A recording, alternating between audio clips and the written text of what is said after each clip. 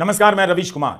अरविंद केजरीवाल की press conference नहीं हुई, भाषण हो गया। लेकिन जो भाषण हुआ वो इस चुनाव में आ रही उदासीनता को चार्ज करने में टॉनिक का काम कर सकता है। अरविंद केजरीवाल के इस भाषण में आप केवल यह नहीं देखिए कि वे प्रधानमंत्री मोदी को कैसे टारगेट करते हैं, बल्कि उनके भाषणों में यह देखना चाहिए कि प्रधानमंत्री नरेंद्र मोदी दिखाई किस तरह से देते हैं। ठीक है कि विपक्ष के नेता अपने भाषणों में प्रतिद्वंदी के लिए तारीफ नहीं करेंगे, लेकिन अरविंद केजरीवाल किस आधार पर, किस तरह की बातों को लेकर प्रधानमंत्री मोदी पर आरोप लगा रहे हैं, इस पर जब आप गौर करेंगे तो आपको कुछ अलग दिखेगा। और प्रधानमंत्री मोदी, उनकी बीजेपी और आरएसएस को भी एक बार सोचना चाहिए कि भारत की राजनीति में मोदी उनके लिए कैसा इतिहास छोड़ रहे हैं, दर्ज करा रहे हैं। अरविंद केजरीवाल के भाषण में अगर आप मोदी को खोजेंगे तो प्रधानमंत्री मोदी तानाशाह के रूप में नजर आते हैं, अपनी ही पार्टी के नेताओं को खत्म करने वाले नेता के रूप में नजर आते हैं, विपक्ष के नेताओं को जेल में डालने वाले प्रधानमंत्री के रूप में नजर आते हैं। प्रधानमंत्री मोदी को लेकर केजरीवाल अपने भाषणों में हमेशा सावधान ही रहे हैं, कभी नाम नहीं लिया और कभी भी इस तरह से अटैक नहीं किया, तानाशाह नहीं कहा, हमेशा आदर के साथ आरोप लगाया।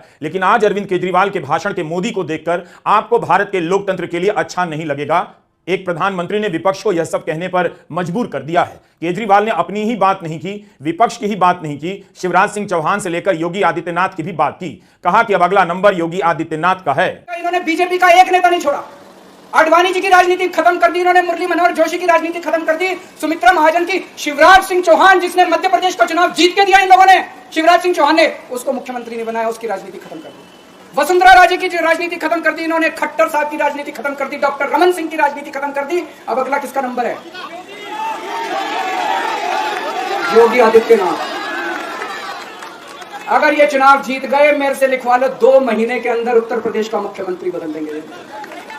योगी आदित्यनाथ की राजनीति खत्म करेंगे, उनको भी निपटा देंगे। अरविंद केजरीवाल का भाषण राजनीति से भरा तो होना ही था, लेकिन आज उनका भाषण दोधारी तलवार की तरह बीजेपी के भीतर खलबली मचा रहा था। इंडिया गठबंधन का हर नेता अलग अलग जमीन पर बीजेपी से लड़ रहा है, अलग अलग रूपकों का इस्तेमाल कर रहा है। केजरीवाल को पता है कि उनकी जमीन में बीजेपी के कार्यकर्ता और समर्थक भी रहते हैं, इसलिए वे उनसे भी संवाद कर गए, उनको भी खबरदार कर गए और कहते हुए चले गए कि इस बार प्रधानमंत्री मोदी अपने लिए नहीं, अमित शाह को प्रधानमंत्री बनाने के लिए लड़ रहे हैं। इस बात से अमित शाह जरूर मुस्कुराएंगे, लेकिन यही केजरीवाल की स्टाइल है। वे शतरंज की बिसात पर राजनीति नहीं करते, कैरम बोर्ड पर राजनीति खेलते हैं। एक ही स्ट्राइक से कई गोटियों को टक्कर देते हैं और अपनी जगह से हिला देते हैं। अब एक बहुत महत्वपूर्ण बात करने जा रहा हूं, उसको ध्यान से सुनना।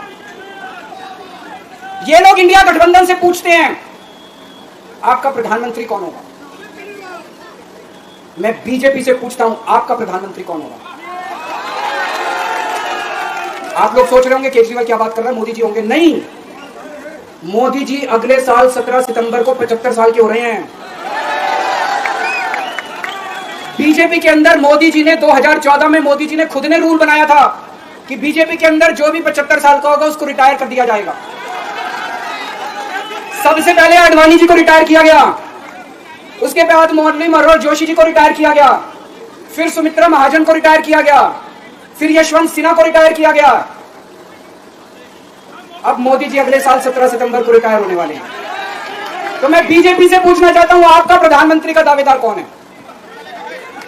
दोस्तों, अगले साल 17 सितंबर तक अगर इनकी सरकार बनी तो उस पर भी आऊंगा मैं। अगर इनकी सरकार बनी तो पहले अगले 2 महीने में योगी जी को निपटाएंगे ये, और उसके बाद मोदी जी के सबसे खास अमित शाह को ये प्रधानमंत्री बनाएंगे। तो मैं लोगों को, देश के लोगों को आगाह करना चाहता हूं, मोदी जी अपने लिए वोट नहीं मांग रहे, मोदी जी अमित शाह को प्रधानमंत्री बनाने के लिए वोट मांग रहे हैं।